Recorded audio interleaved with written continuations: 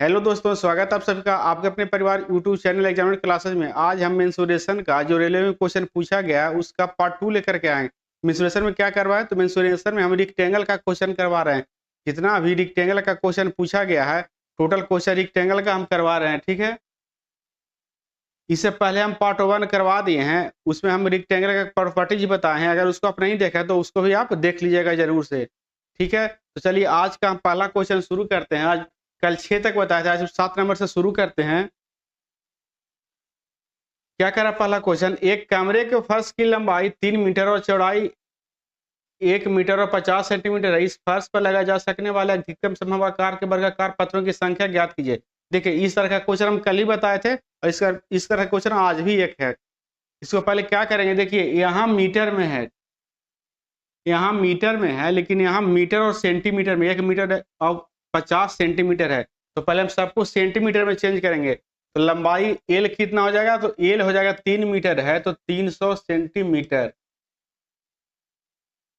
और चौड़ाई बी कितना हो जाएगा, तो 1 मीटर यानी 100 सेंटीमीटर और 50 सेंटीमीटर यानी 150 सेंटीमीटर हो जाएगा। क्षेत्रफल हो जाएगा 300 गुना 150 और बट्टा में हो जाएगा 150 गुना 150। इस 150 कट जाएगा, 150 दूनी 300, यानी 2 टाइल्स में पूरा फर्श क्या होगा, लग जाएगा। 2 टाइल्स में पूरा फर्श क्या होगा, ढक जाएगा। ठीक है, अगला क्वेश्चन, एक आयत की लंबाई इसकी चौड़ाई से 2 गुनी है। अगर हम चौड़ाई b को x मानते हैं तो लंबाई कितना हो जाएगा, तो x प्लस 2 हो जाएगा। आप क्या कह रहा है, परिमाप जो है 20 सेंटीमीटर तक, 2 गुना लंबाई प्लस चौड़ाई, तो लंबाई x प्लस 2 और चौड़ाई x है, बराबर कितना हो जाएगा, 20। यहाँ से 2 जाके काटेगा तो 10 हो जाएगा, x 2x बराबर 10, 2 जाके इधर माइनस होगा तो कितना हो जाएगा, 8 हो जाएगा।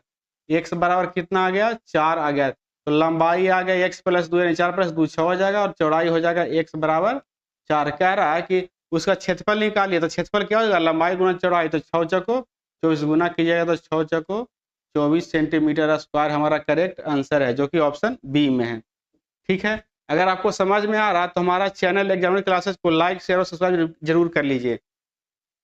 अगला क्वेश्चन क्या कह रहा है, यदि एक आयताकार बॉक्स की बीमाएं 15 सेंटीमीटर 8 सेंटीमीटर एवं 6 सेंटीमीटर है। देखिए आयताकार बॉक्स है लेकिन क्या है, घनाभ है, आयताकार है। देखिए इसका लंबाई चौड़ाई सब अलग अलग है, तो क्या है, घनाभ है। तो घनाभ का कर, तो बॉक्स में अंदर रखी जा सकने वाली छड़ी की अधिकतम लंबाई, जहां भी सर का क्वेश्चन पूछे कि छड़ी की अधिकतम लंबाई, इसका मतलब उसका विकर्ण पूछ रहा है। तो घनाभ का विकर्ण निकालने का फॉर्मूला क्या होता है, घनाभ के विकर्ण निकालने का फॉर्मूला होता है L square plus B square और प्लस एच स्क्वायर होता है। तो लंबाई कितना है, तो 15 है, तो यहाँ से 15 का स्क्वायर कर लेंगे,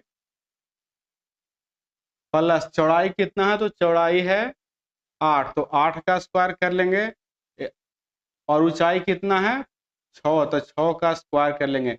यहाँ से इसका निकालिएगा तो 225 आएगा, इसका आएगा 64 और इसका आएगा 36 आ जाएगा। ठीक है, अभी सबको हो जाएगा 325 आ जाएगा, जोड़िएगा तो 225 और 100 ही आएगा 325। इसको तोड़िएगा तो आ जाएगा 5 से 35 यानी 65, 65 को तोड़िएगा 3 से 13, 65 को तोड़िएगा फिर 5 से, 65 को फिर 5 से तोड़िएगा तो 13 पचे 65। देखिए 2 को 5 है तो 5 बाहर निकल जाएगा, अंदर आ जाएगा 13 यानी सेंटीमीटर। यानी छड़ी का अधिकतम लंबाई कितना होगा, 5√13 सेंटीमीटर। कहाँ है, तो ऑप्शन डी में है। यानी रूम में मैक्सिमम साइज जो छड़ी का हटाया जा सकता है वो 5√13 सेंटीमीटर का हटाया जा सकता है। ठीक है, नेक्स्ट क्वेश्चन, किसी आयत की लंबाई वाली भुजा पर एक अर्धवृत्त खींचा गया है, चित्र में छायांकित भाग का क्षेत्रफल निकालिए। जैसे मान ली कोई आयत है जिसका लंबाई है 14 सेंटीमीटर, चौड़ाई है 10 सेंटीमीटर, इसके लंबाई वाली भुजा पर एक अर्धवृत्त बनाया गया। देखिए ये अर्धवृत्त है, तो पूछ रहा है कि अर्धवृत्त का नहीं, जो छायांकित अर्धवृत्त बनाने के बाद जो क्षेत्रफल बच गया, छायांकित भाग जो है उसका क्षेत्रफल कितना होगा ये निकालने बोल रहा है। तो इसमें क्या करेंगे, आयत का क्षेत्रफल निकालेंगे और अर्धवृत्त का क्षेत्रफल निकाल करके हम क्या करेंगे, घटा लेंगे। तो देखिए अर्धवृत्त का डायमीटर हो गया, यहाँ से यहाँ तक क्या हो गया, अर्धवृत्त का डायमीटर, और यहाँ पे सेंटर होगा तो इधर रेडियस होगा, तो टोटल 14 है। तो ये अगर आधा इधर हो जाएगा 7, आधा इधर हो जाएगा 7, यानी आर कितना आ गया, आर आ गया 7 आ गया, यानी अर्धवृत्त का रेडियस कितना आ गया, 7 आ गया। टोटल यहाँ से यहाँ 14 है लंबाई, यहाँ पे कहीं ना कहीं सेंटर, तो सेंटर बीच में होता है, सेंटर जो होता है डायमीटर के बीच में होता है, यानी दोनों तरफ रेडियस होता है, इधर भी 7 हो जाएगा, इधर भी 7 हो जाएगा। अब क्या कह रहा है कि छायांकित विभाग का क्षेत्रफल निकालिए, तो पहले रेक्टेंगल का क्षेत्रफल होगा 14 गुना 10, ठीक है, 14 गुना 10 होगा। उसके बाद वृत्त का क्षेत्रफल होता है पाई आर स्क्वायर, तो अर्धवृत्त का होगा 1/2 पाई आर स्क्वायर, तो ये हो जाएगा 140 माइनस 1/2 पाई का वैल्यू 22 बटा 7 गुना आर हो जाएगा 7 गुना 7, यहाँ से कट जाएगा, यहाँ से कट जाएगा 11, 140 माइनस 11 सते 77, यहाँ से घटाइएगा तो 63 सेंटीमीटर स्क्वायर हमारा करेक्ट आंसर हो जाएगा, जो कि ऑप्शन किस में है, तो ऑप्शन ए में है, 63 सेंटीमीटर स्क्वायर। ठीक है, एक आयताकार भूखंड के आयाम अपने निकटतम पूर्णांक में 26 मीटर और 14 मीटर है, आयत का न्यूनतम संभव परिमाप ज्ञात कीजिए। देखिए कुछ नहीं किया है, इसका सिर्फ लैंग्वेज हार्ड कर दिया, लैंग्वेज बदल दिया है, लैंग्वेज थोड़ा कंफ्यूज कर दिया है। कह रहा है कि लंबाई 26 मीटर है और चौड़ाई 14 मीटर है, तो आयत का परिमाप निकालिए। तो आयत का परिमाप क्या होता है, 2 गुना लंबाई प्लस चौड़ाई, तो लंबाई 26 है और प्लस चौड़ाई कितना है, 14 है, 26 40 कितना हो जाएगा, 26 14 कितना हो जाएगा 40, तो 2 गुना 40 बराबर 80 सेंटीमीटर हमारा करेक्ट आंसर हो जाएगा, जो कि ऑप्शन किस में है, ऑप्शन बी में है। इसका क्वेश्चन का कुछ नहीं किया, केवल लैंग्वेज इसका टफ कर दिया, लैंग्वेज घुमा दिया है। ठीक है, आज का लास्ट क्वेश्चन है, 18 सेंटीमीटर और 12 सेंटीमीटर विमाएं वाले एक आयत को ऐसे समचतुर्भुज के रूप में परिवर्तित किया जाता है जिसका परिमाप आयत के परिमाप के बराबर है।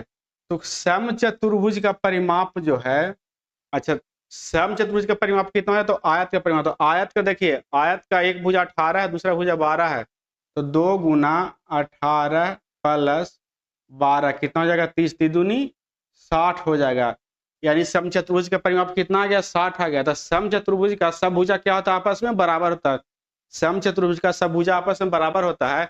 इसका एक भुजा को अगर हम ए मानते हैं तो उसका एक भुजा कितना हो जाएगा, तो 60/4, यानी आ जाएगा 15 सेंटीमीटर, अगर सेंटीमीटर में है तो। ठीक है, समचतुर्भुज देखिए ऐसा होता है, मान लीजिए कोई समचतुर्भुज है, इस तरह का समचतुर्भुज, इसका प्रत्येक भुजा आपस में बराबर, ई अगर ए है तो ई भी ए होगा, ई भी ए होगा और ई भी ए होगा। इसका देखिए ए वाला कोण इसके बराबर होगा और ए वाला कोण इसके बराबर होगा, यानी आमने सामने का कोण क्या होता है, बराबर होता है। इसका सब भुजा आपस में बराबर और कोण आमने सामने का बराबर होता है। अब क्या कह रहा है, अच्छा इसका ए तो 15 आ गया, यानी इसका प्रत्येक भुजा 15 आ गया। ठीक है, अगर इसका एक कोण 120 डिग्री होता है, अच्छा अब यहाँ से बताइए 120 डिग्री कौन हो सकता है, ये 120 डिग्री नहीं होगा। ठीक है, 90 से क्या होगा, कम होगा।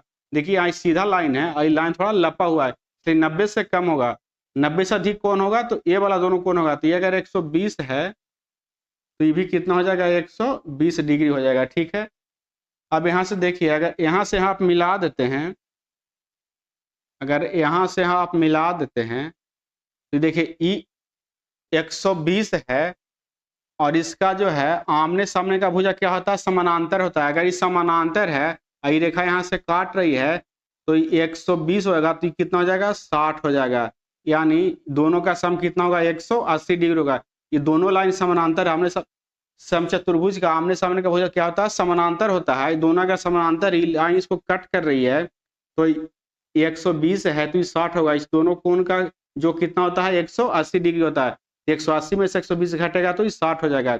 अब इसको अगर हम x मान लेते हैं और इसको अगर हम x मान लेते हैं, तो इसका नाम a दे दीजिए, इसका b दे दीजिए, इसका नाम c। अब त्रिभुज ABC में देखिए, त्रिभुज ABC में x plus x plus 60, x plus x plus 60 बराबर कितना हो जाएगा, 180 डिग्री होगा। किसी भी त्रिभुज के तीनों कोणों का जो कितना होता है, 180 डिग्री होता है।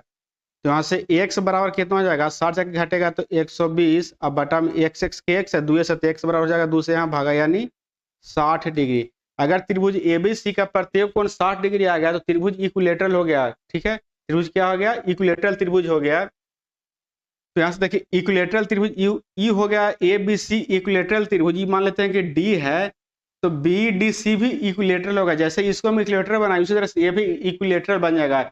जब दो समान त्रिभुज इक्विलेटरल बन गया तो इक्विलेटरल त्रिभुज के एरिया निकालने का फॉर्मूला क्या होता है, तो 3y4a²।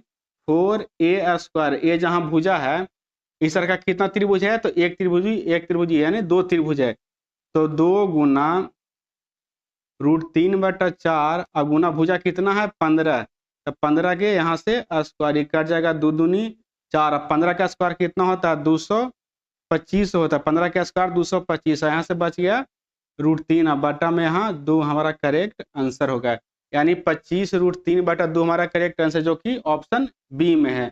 ठीक है, अगर मेरा पढ़ाने का तरीका आपको अच्छा लगा तो मेरे चैनल एग्जामिनर क्लासेस को लाइक शेयर और सब्सक्राइब जरूर कीजिए। तब तक के लिए धन्यवाद।